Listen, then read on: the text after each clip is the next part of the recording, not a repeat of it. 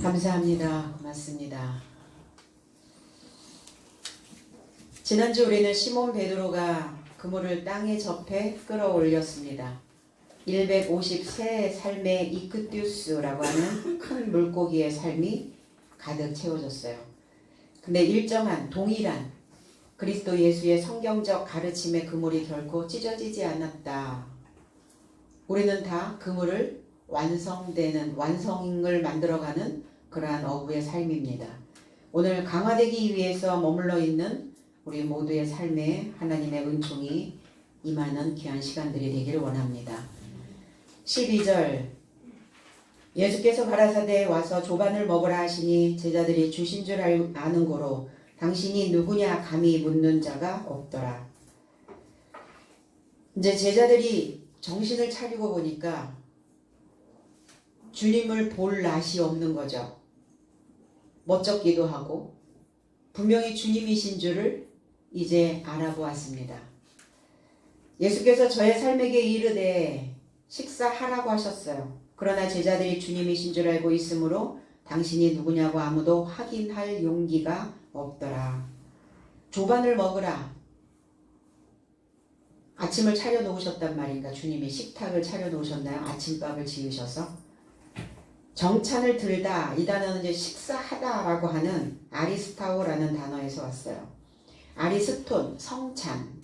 여기 이르다, 이른 이런 의미를 가지고 있으니까 여기에서 해석을 할 때 조반이다 이렇게 해석을 한 것 같아요. 그런데 누가복음 11장 37절 39절에는 이 단어가 아침이 아니라 점심으로 또 이렇게 해석이 되었어요.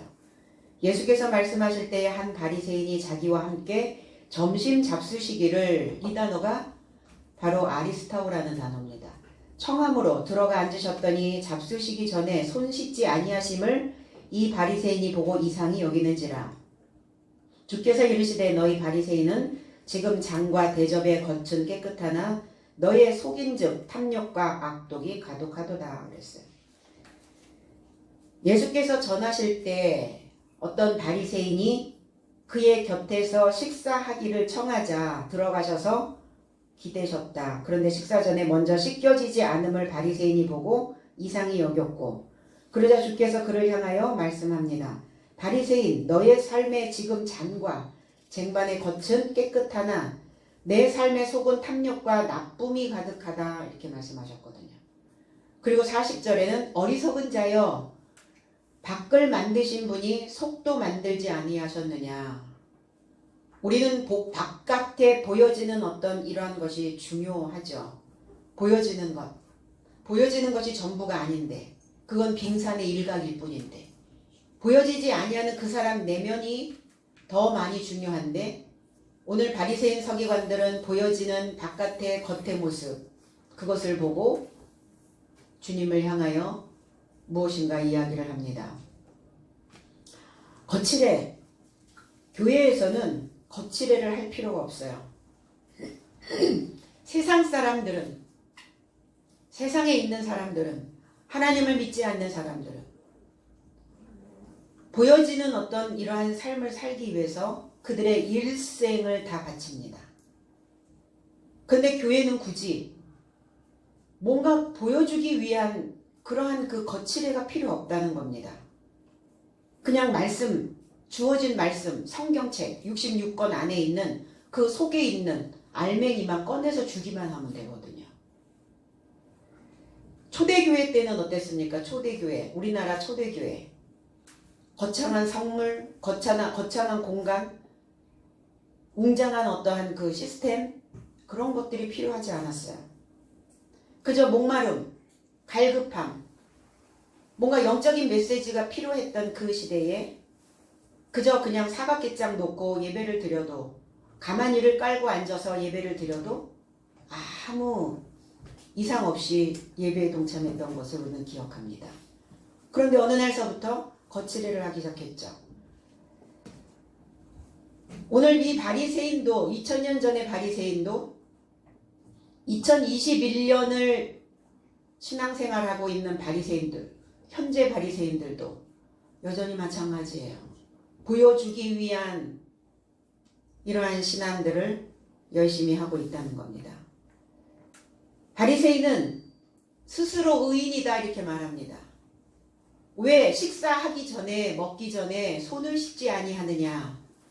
장로의 유전에 의해서 무엇을 먹거나 무엇을 동참하거나 할 때 꼭 씻는 습관들이 있었죠. 구약의 성막을 들어가면 처음에 그 뜰 안에 있었던 그 첫 번째 성물이 물두멍이에요. 씻는 거죠. 그러니까 구약으로부터 온 어떤 결례를 지금 이야기하고 있는 겁니다. 규례에 대한 이야기를 계속하고 있는 거죠. 구약은 씻을 수밖에 없죠. 그런데 주님은 바리새인 서기관을 향하여 바리새인을 향하여 어리석다. 어리석은 삶이다. 그래, 보여지는 어떤 바깥의 삶이, 바깥의 신앙이, 바깥의 종교관이 중요하다면 그럼 너희 속은 어떠냐? 너희 속은 지금 잘 씻어내고 있느냐? 속은 채워져 가고 있느냐? 너의 삶의 속은 탐욕, 그리고 나쁨, 욕심이라는 거예요. 내가 무엇을 더 바란다는 것 자체가 이게 탐욕이라는 겁니다. 의인은 없다고 말씀하셨죠. 스스로 바리새인은 의인이고 주님은 불결하다 이렇게 말합니다. 그런데 주님은 말씀으로 통과된 자만이 의인이라고 말씀합니다. 의인은 없다. 하나도 없다. 그런데 어떤 자가 의인이냐? 말씀으로 옷 입은 자가 의인이다. 말씀에 간절함은 없고 다 지금 무엇에 치중하고 있느냐? 다 보여주기 위한 신앙이라는 거예요. 교회 다닌다. 교인이다. 그 교인에 머물러 있는 것이 아니라 이제 거룩한 삶으로 옮겨져야 되거든요.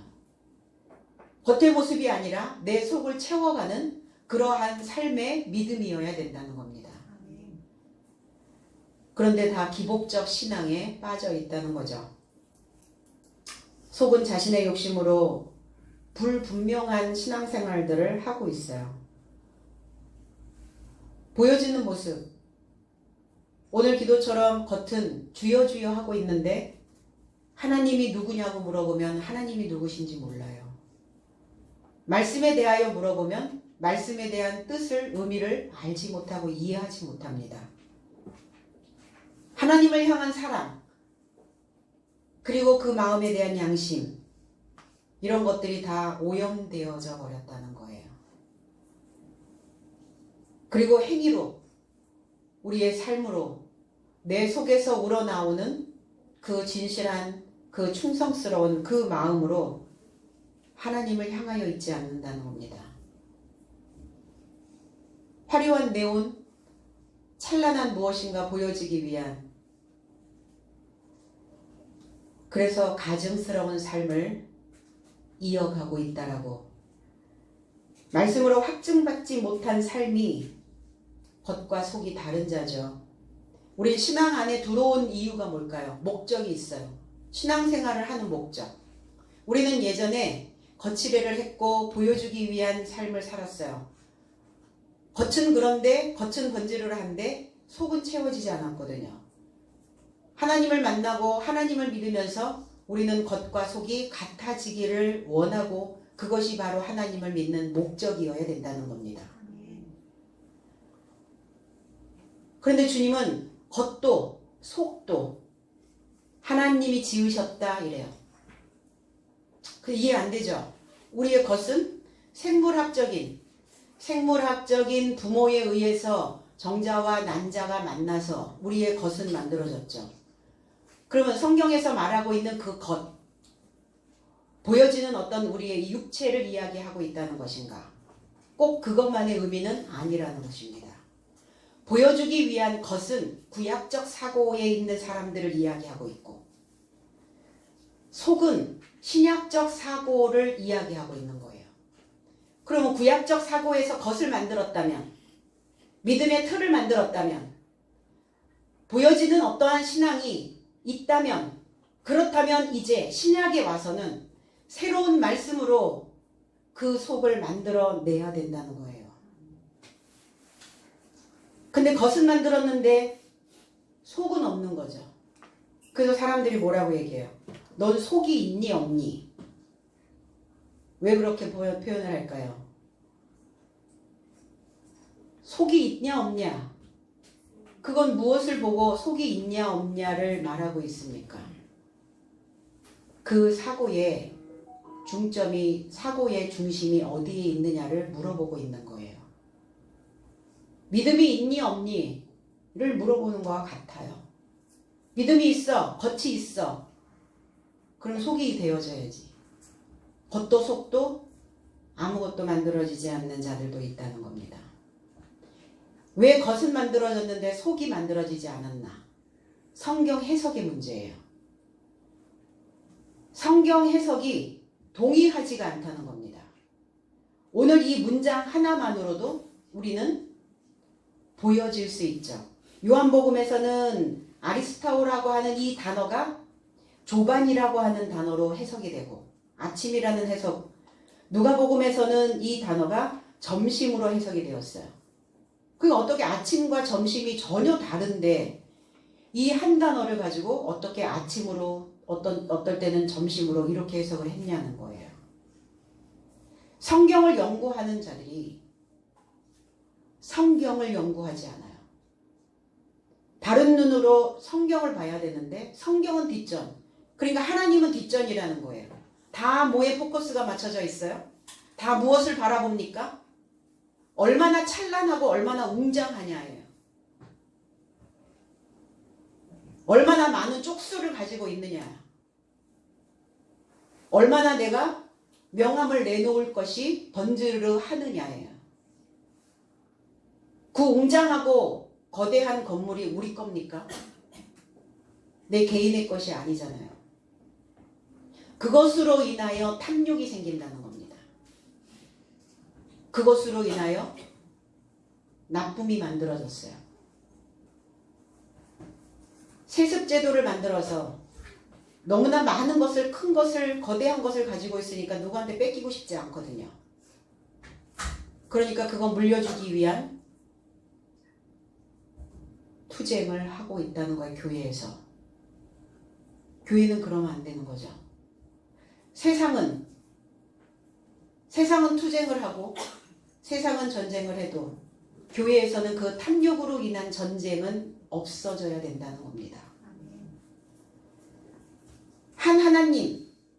하나님이라고 하는 그 이름 하나를 부르면서 믿으면서 다 각자가 다 달라요. 바로 이런 일이 하나님을 거스리는 일이라는 거예요. 한 부모를 믿으면서 자녀들이 부모에 대하여 다 각자 다른 것을 기억하고 있다면 한 부모에서 난 자가 아니죠.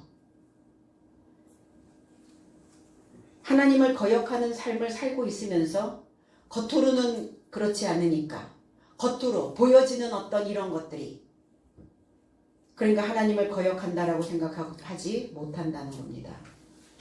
오늘 주님께서 제자들에게 식사를 먹으라. 근데 와서 먹으라. 와서 듀테라고 하는 단어를 썼어요. 그냥 먹으라 하면 당연히 가서 먹겠죠. 근데 왜 듀테라고 하는 단어를 와서 먹어라. 이리로 와라.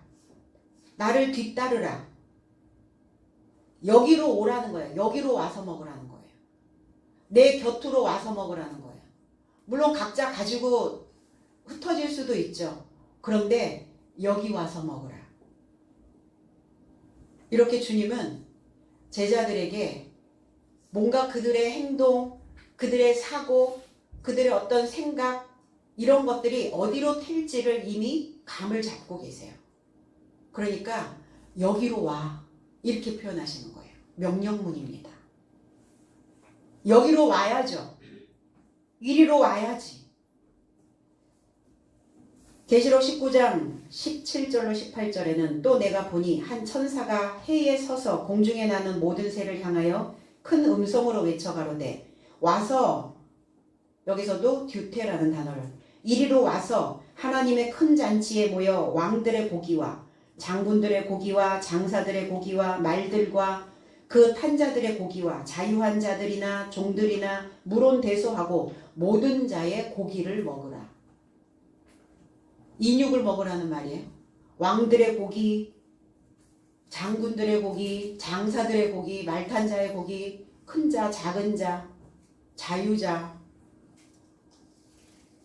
뭔 고기를 먹으라는 겁니까? 사도 요한은 이렇게 표현합니다. 내가 알아보았다. 한 천사가 해에 서서, 해 안에 서서, 헬리오스라고 하는 단어예요.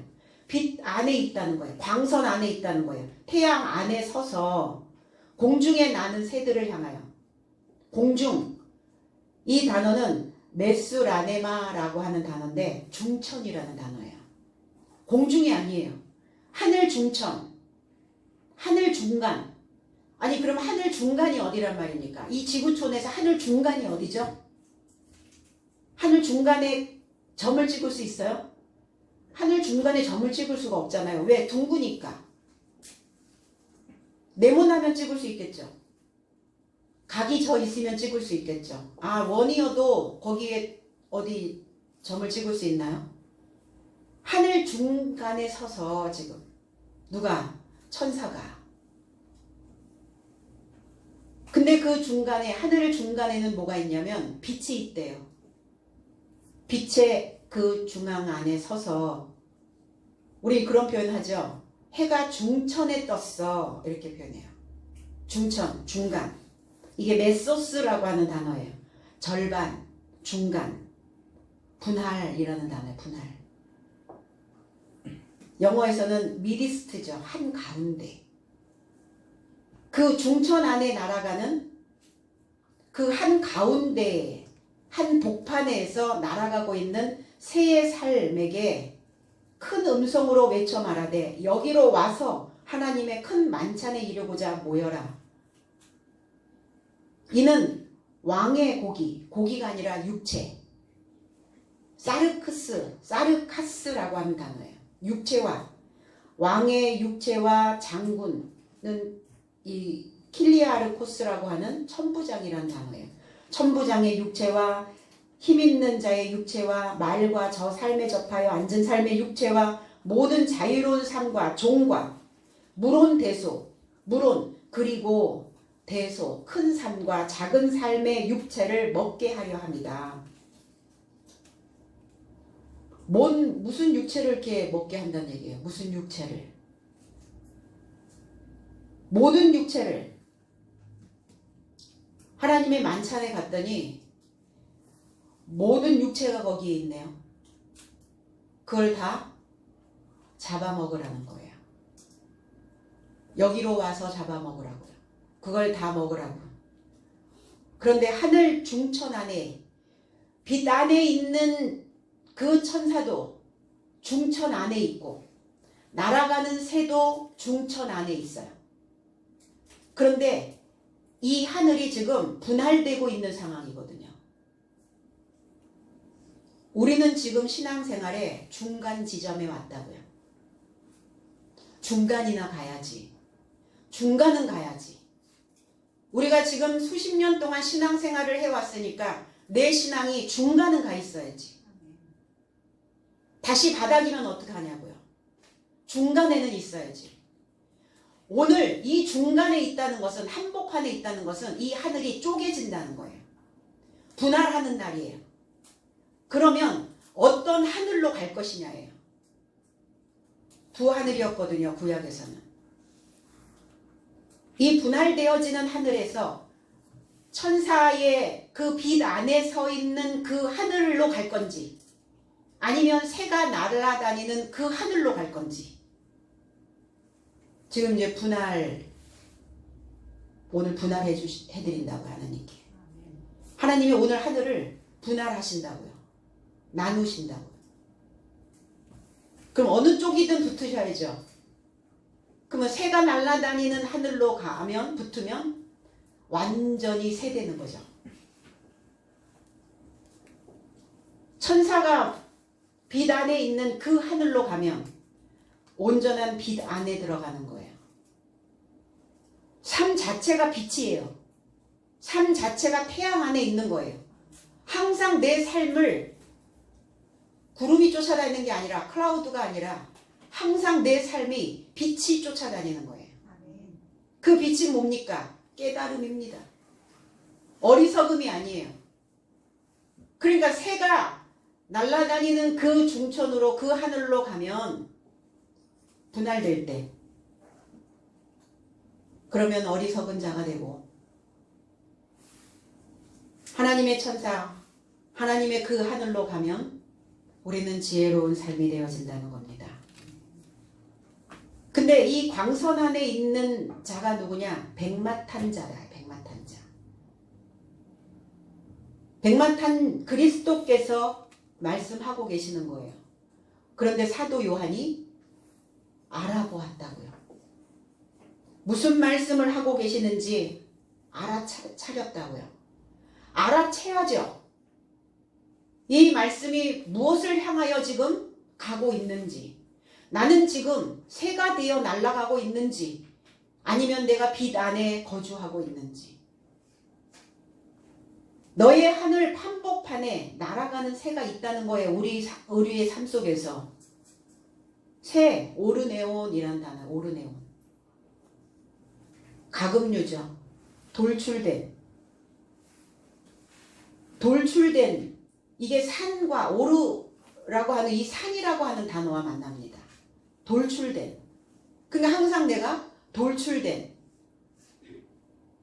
행동을 하는 게 나쁘지는 않아요. 그런데 그 돌출된 행동에서 지혜로운 삶으로 돌출된 행동을 하면, 믿음으로 돌출되어지면 그러면 좋죠. 신앙 안에서, 새로운 삶 안에서 돌출되면 좋죠. 그런데 경거망동으로 돌출되면 문제가 된다는 거예요. 경거망동. 그러니까 우리의 삶 속에 항상 새가 날아들어요. 항상 지저귀어요. 뭔가 생각이 날아다녀요. 어느 방향에 설 건가? 하나님은 우리를 기다리시죠. 인내하시죠. 그런데 거기에는 전제 조건이 있어요. 하나님이 우리를 기다려주시는데 무조건 기다려주시는 건 아니에요. 좀 더디 가도 괜찮아요. 좀 느려도 괜찮아요.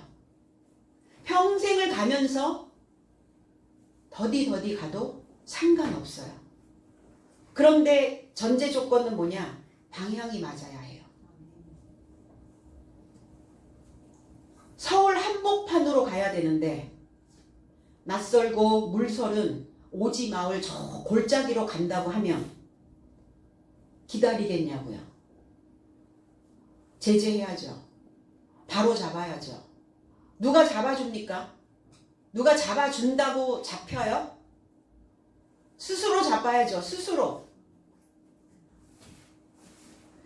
불편한 거 1도 참지 못하는 사람들.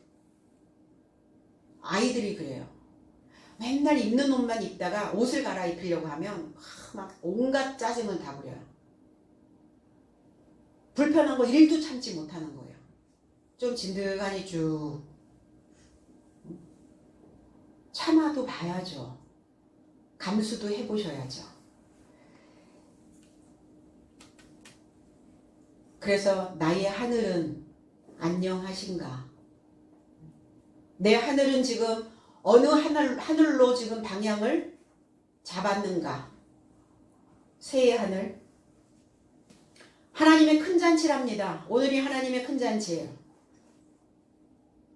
헌신 예배가 있는 큰 잔치. 어떤 게 큰 잔치고 어떤 게 작은 잔치일까요? 하나님의 큰 잔치는 7째 날을 이야기하고 있는 거예요. 안식일 7째 날. 그 7째 날에 다 정리하시겠다는 거예요. 7째 날에 들어오면 다 정리된다는 거예요. 다 분할되어진다는 거예요. 그래서 버릴 거 확 버리고 있어야 될 건 있고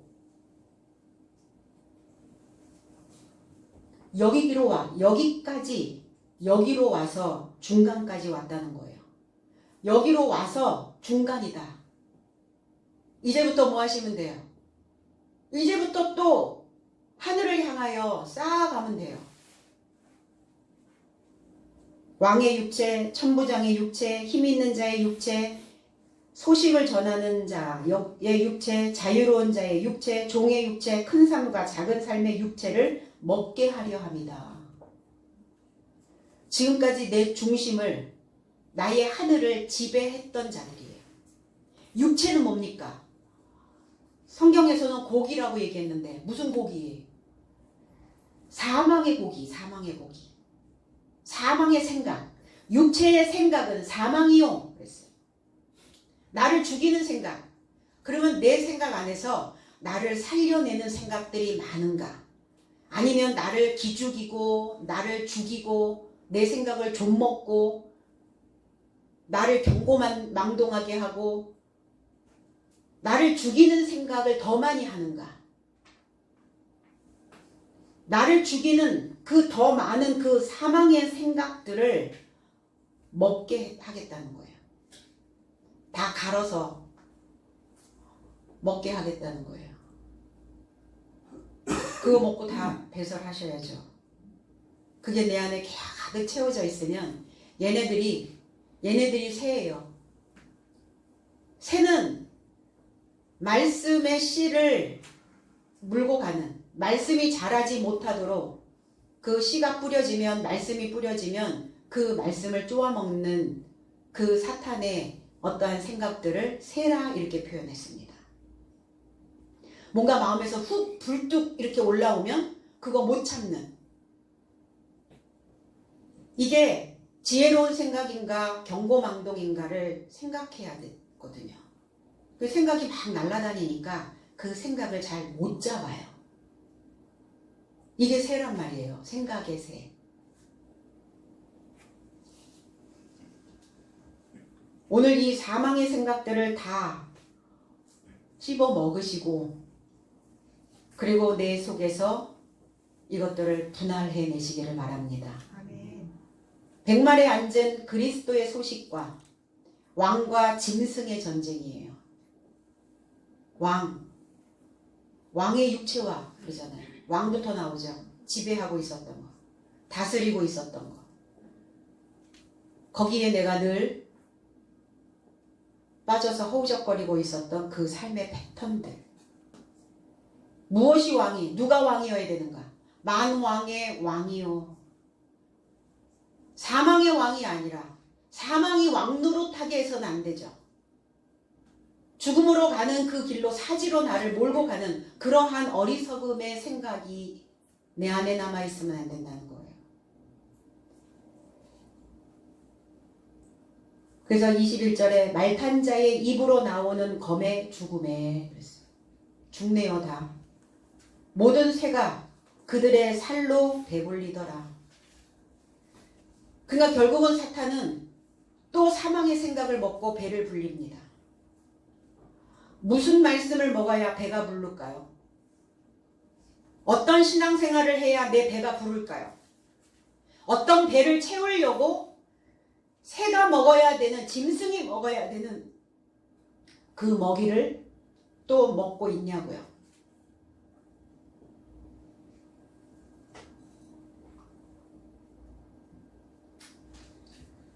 어떤 소식을 먹어야 하는가? 그 사망의 생각은, 죽은 사체는 영양가가 없습니다. 그런데 그 영양가 없는 생각이 거짓 것을 만들어내요. 거짓된 거. 그 믿는 어떤 우상. 그러니까 이 거짓 것을 믿는 우상 숭배자들이 산채로 유황불 붙는 못에 던져진다고.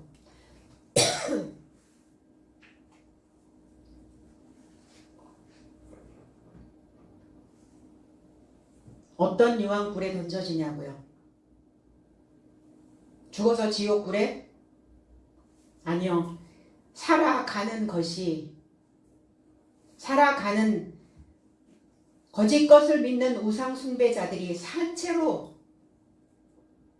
그러니까 산채로라는 건 뭐예요? 죽은 채로가 아니라 살아있을 때 유황불을 경험한다고요. 늘 내 안에서 화라산이 타고 있다면 어떻게 하실 거예요? 속에서 뭐가 막 맨날 끓고 있다면 어떻게 할 거냐고요. 그러니까 천사가 가지고 온 그 빛 안에 있는 그 소식으로 끌어오르면 좋죠. 그런데 새들이 물어다 준 그 소식으로 인하여 내 속이 끌어올라오면 어떻게 할 거냐고요. 그래서 속이 끓는 거예요. 속이 타는 거예요.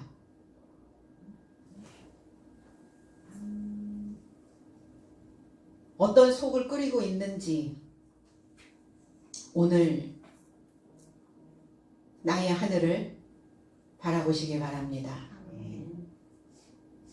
그러니까 지금 여기 왔으니까 그 빼앗아가는 그 사탄과 오늘 분할이 이루어져야 될 줄로 믿습니다. 제자들이 당신이 누구십니까? 아무도 확인할 용기가 없더라 그랬어요. 또 여전히 가슴속에는 아직도 미덥지 못한, 확인은 하고 싶은데 분명 주님인 것 같기는 하고, 그런데 아직 확신이 없네요.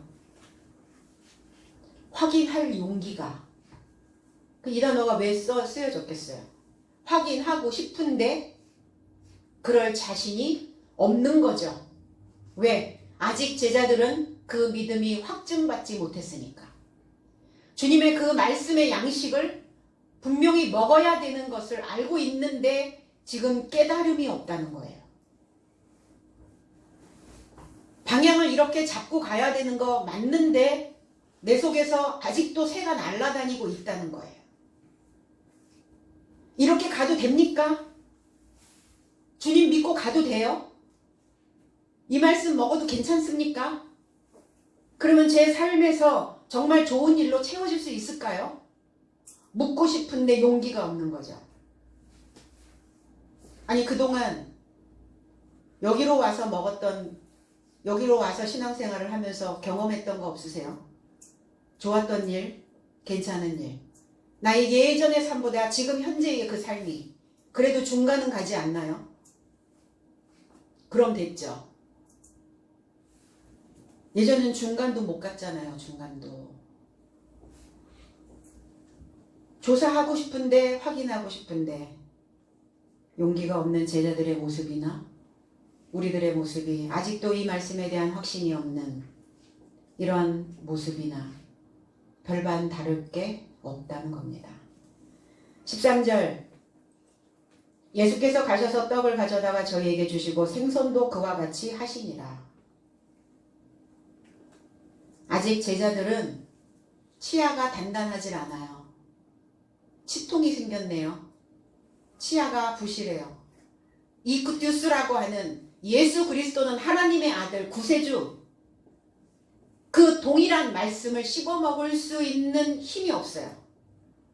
주님 아셨겠죠? 제자들의 상태를. 그러니까 오늘 떡도 준비하셨고 생선도 준비하셨는데 또 옵사리온 생선이에요. 그냥 쑥 넘어갈 수 있는 거, 반찬해서 먹을 수 있는 거, 너희들이 예전에 먹었던 거. 그러니까 주님은 멀티죠. 구약의 것을 원하면 구약 것을 줄 수 있고 신약의 것을 원하면 신약 것을 줄 수가 있어요. 여기에 앉아서 동일한 말씀을 듣는 우리도 구약의 것을 먹고 싶은 자는 구약의 것을 골라 먹으시면 되고, 새로운 말씀으로 그 말씀을 나한테 적용시켜서 그 새로운 말씀으로 살기를 원하는 자는 신약 것을 먹으셔도 괜찮고, 다 가지고 계신단 말이에요. 옛 것과 새 것을 다 가지고 계시는 거예요. 주님은. 제자들의 입맛을 알고 계셨죠. 제자들의 상태를 알고 계셨어요. 못 씹어 먹습니다. 들리는 소리는 있을 거 아니에요. 한 단어라도 들릴 거 아니에요. 그 옵사리온 생선, 내가 먹고자 했었던 그 소스 같은 그 생선, 오랫동안 담궈놓았던 생선, 그 한 단어는 들어갈 거 아니에요. 옛날 거라도. 그런데 먹었다는 말은 없네요. 제자들이. 차려놓으신 거죠. 그런즉 예수께서 오시어 떡을 취하여 저에게 주시고 생선도 그와 같이 주셨으니 떡, 아르톤, 부풀어 오른 이런 의미예요. 제자들에게 주신 떡이 어떤 떡이겠어요? 그 대바람에 그 아침에 무슨 떡집이 열었다고 떡을 준비하셨겠어요? 당신의 몸입니다. 당신의 몸이 떡이라고요. 내 몸과 하나 되자는 거예요. 몸은 뭡니까? 사르크스가 아니에요. 소마라는 단어입니다. 형태, 모양. 지금은 붕어빵처럼 판박이는 되지 못해도 그래도 비슷하게는 가야지. 주님과 똑같아지지는 못해도 아직은. 왜? 제자들 상당히 느려요. 다 군뱅이과예요. 근데 방향을 맞추니까 기다려주시잖아요.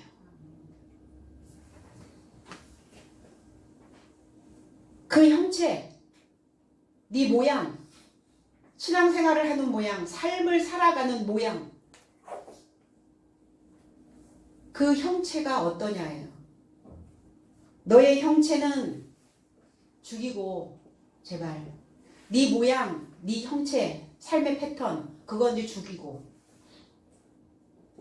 나의 형체로 나의 모양으로 부활되어라. 그 말씀을 하시고자 하는 거죠. 뭐 그때 진짜 뭐 떡을 차려 놓으셨을 수도 있었나요? 주님의 몸, 주님의 형체를 닮아가는 거죠, 우리는. 그래서 제자들에게 그냥 차려놓고 기다리시고 여기로 와서 먹어라 이렇게 말씀하시지만 그 속에서는 어떻겠어요? 어떤 간절함이 나오고 계시지 않을까요? 지도자의 마음에서, 부모의 마음에서, 그 스승의 마음에서, 주님의 마음에서 그 제자들을 향한 그 간절함이, 그 당부의 말씀이, 그러니까 명령하시는 거예요. 여기로 와서 먹어라. 여기까지 왔잖냐? 중간까지 왔잖니? 여기로 와서 먹어. 이제 갈등 가라앉히고 내 떡에 참여하여 그 마음의 허기를 채워줄 나의 떡이 되어라. 떡은 사람이 못 돼도 사람은 떡이 되죠. 그래서 뭐 술이 떡이 됐다. 사람을 이야기하는 거잖아요. 먹는 떡을 이야기하겠어요. 내 떡이 되어라. 나의 형체, 나의 모양, 내 형상을 닮은, 꼭 빼닮은 내 떡이 좀 되어줘라. 여기 왔으니까 허비할 시간 없어요. 돌아 왔는데 시간 허비할 시간 없다는 거예요. 이제 시간 허비하지 말고 곧장 가야죠. 그래야 이길 수 있어요. 히브리어로 넘어가면 레헴, 떡빵 이런 단어가 있네요. 이 단어가 라함이라고 하는 단어를 만들면서 먹다, 싸우다 이런 의미를 가지고 있어요. 전쟁하다, 승리하다. 그러면 주님의 떡을 먹으면 주님의 몸의 형태가 되어지면 말씀으로 형태를 만드는 거예요. 소리로 형태를 만드는 거예요. 아이들이 어떠한 소리를 먹느냐에 따라서 그 사람의 형태가 달라져요. 소리가 형태를 만드는데 이 형태를 만드는 전쟁입니다. 내가 어떠한 모양으로 살 건지 여기까지 오셨으니까 여기로 왔으니까 이제 잘 싸워서 승리할 일만 남은 거죠. 어쩌면 지금 이 자리를 보존하고 계시는 여러분들이 진정한 챔피언입니다. 승리자라는 거예요. 세상을 늘 패배자의 모습으로 패배의식으로 살 수는 없잖아요. 삶에서도 패배인데 신앙 안에서 패배자가 될 수는 없잖아요. 어디선가 이겨보겠다고 어느 방향으로 가면 이길 수 있을까요? 사사기 1장 1절에 여호수아가 죽은 후에 이스라엘 자손이 여호와께 묻자와 가로되 우리 중 누가 먼저 올라가서 가나안 사람과 싸우리까 그랬어요. 모세가 죽은 후에 또 여호수아가 죽은 후에 이스라엘 자손이 우리가 가나안 사람과 싸워야 됩니다. 구약을 통과하는 마지막 관문이에요. 가나안 사람과 싸워야 해요. 이 가나안, 케나안이라는 단어. 이 가나안이라고 하는 의미는 무역하는 상인이라는 의미예요. 무역하는 사람, 장사하는 사람, 거래하는 사람. 거래를 잘 하셔야 믿지지 않습니다.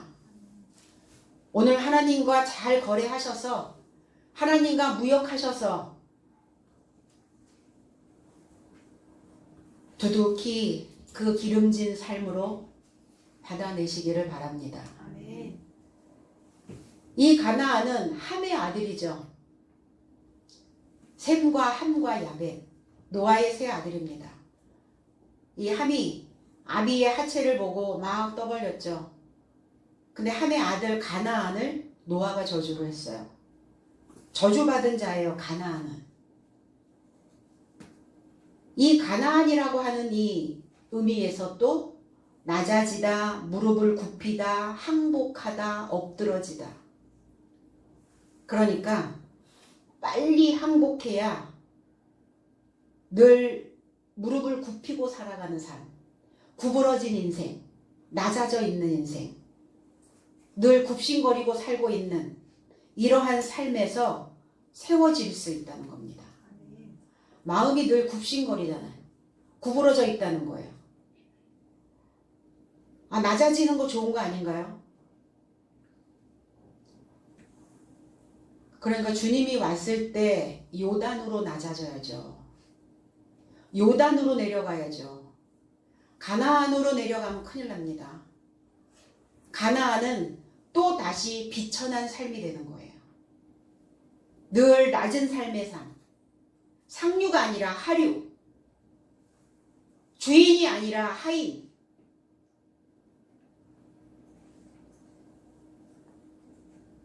어디에서 낮아지느냐예요. 그래서 우리는 낮은 삶으로부터 이 바닥에서부터 이제 가나안을 뚫고 왔거든요. 가나안을 이기지 못하면, 가나안에서 승리하지 못했으면 여기로 오지 못했어요. 가나안을 이겼기 때문에, 그 낮아진 삶을 이겼기 때문에 중간 온 거예요. 중천의 하늘 안에 있는 거예요. 이제 계속 낮은 지역으로 내려가실 건가요? 한복판으로 올라오시지 않고 오늘 이 떡을 먹으면 잘 싸워서 나의 그 낮아졌던 굴곡진 우리의 삶이 이제 도두어집니다. 믿으십니까? 이게 우리의 삶의 한복판이에요. 하늘 한복판. 중간에 서 있는 자의 모습. 오늘 이 떡도 먹고 주님의 몸이 되어지시고 또 주님이 우리의 입맛에 맞는 그 양념도 조미료도 또 쳐주시잖아요. 그럼 맛나게 먹고 생각의 방향을 바르게 잡아야 될 줄로 믿습니다. 14절 이것은 예수께서 죽은 자 가운데서 살아나신 후에 세 번째로 제자들에게 나타나신 것이라. 이렇게 숫자를 딱 언급한 이유가 있겠죠. 세 번째 나타나신 것이라. 그런데 네 번째도 나타나셨고 다섯 번째도 나타나셨고 여섯 번째도 나타나시고 계속적으로 나타나셨는데 그 이후의 숫자는 카운트가 안 되어 있어요. 세 번째 나타나신 것이라 이렇게 예수께서 죽은 삶에서 살아나시고 이것을 그의 제자들에게 벌써 세 번째 나타내신 것이다. 죽은 삶에서 주님이 죽으셨던 건 아니죠. 주님이 죽은 삶에서 일으킴을 받은 건 아니죠. 나의 죽은 삶에서 내가 죽은 자였어요. 사망의 고기를 먹고 있었어요. 사망의 생각을 먹고 있었던 자예요. 그 사망의 생각을 먹고 있었던 그 죽은 삶, 그물이 찢어져 있었던, 다 파괴되어졌던, 아무 행사도 할 수 없는, 신앙인이라고는 눈꼽만치도 찾아볼 수도 없는, 내 신앙을 내 믿음을 어필할 수도 없는 이 죽은 삶에서, 나의 죽은 삶에서 살아나신 거예요. 죽었는 줄 알았더니 겉으로 훅 올라온 그 꽃대가 죽은 줄 알았어요. 근데 이렇게 바닥을 보니까 요만한 싹이 올라왔더라고요. 죽은 줄 알았더니 살았네, 이렇게 된 거죠. 살아야죠.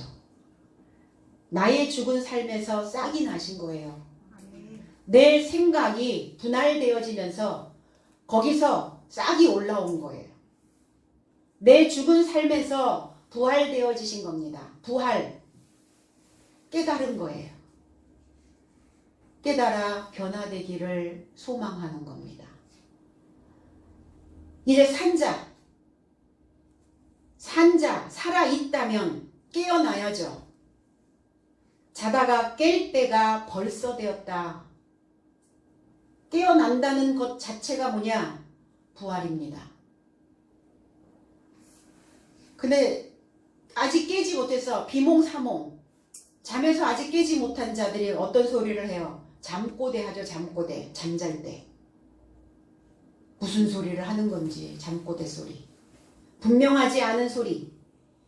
그러니까 잠꼬대 하지 말고 이제 부활되어져서 죽은 삶에서 싹 틔워서 강화되어야 된다는 거예요. 머물러 있어야 된다는 겁니다.